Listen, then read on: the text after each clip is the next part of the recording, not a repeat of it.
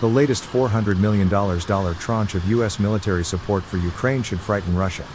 The U.S. is providing Ukraine mobile bridging equipment, and, for the first time, offering Ukraine a way to get across waterways and other barriers that Russia depends upon to keep their tenuous Ukraine front stable.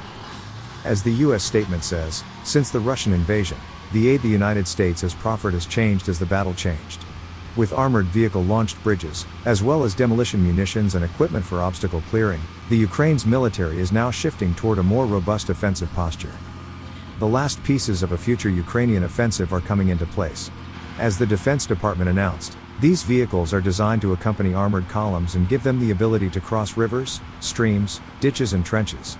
The bridges are carried on the chassis of armored vehicles and launched at river or stream banks. Once the crossing is finished, the vehicle can pick up the bridge on the far bank and carry on. The Army has three types of armored bridges.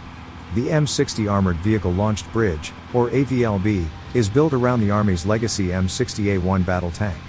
Introduced in 1987, the bridge, attached where the tank turret goes, can span a gap of about 60 feet.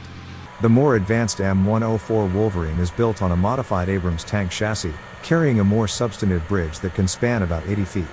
The simpler follow-on to the Wolverine, the M1074 Joint Assault Bridge System, JABS, also uses the Abrams tank chassis, but is shorter, coming in at about 60 feet. While the statement did not detail the numbers or precise type of bridging gear granted Ukraine, images accompanying the announcement show the legacy AVLB. If the AVLB is set for wider employment in the Ukraine battlefield, Ukrainian forces must use caution when employing the bridge, as it can only hold 60 tons. Ideal for the smaller and lighter weight armored vehicles in the Ukrainian inventory, it will struggle under the weight of the larger main battle tanks like the German-built Leopard 2 and the even heavier Abrams tank. The operating idea behind these mobile bridging units is that the unit will put down their bridge, and then, after an attacking formation is across, pick it up again, heading out to support further advances. This may not be feasible in Ukraine. If anything, these bridging units may need reloads so that they can lay down multiple bridges, leaving them in place until a more permanent span is built. Russia has depended upon unbridged waterways and other geographical features for a measure of security. As Ukrainian armored bridging units begin to emerge in battle, Russia will be challenged by the sudden emergence of fast-moving Ukrainian units in lightly defended areas. Bridging units are really some of the last few pieces Ukraine requires to take the offensive.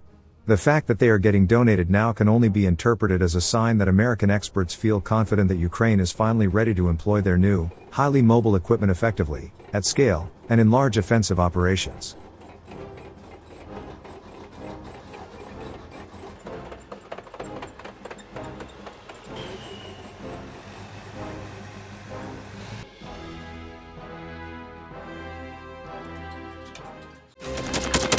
Thanks for watching, and don't forget to subscribe.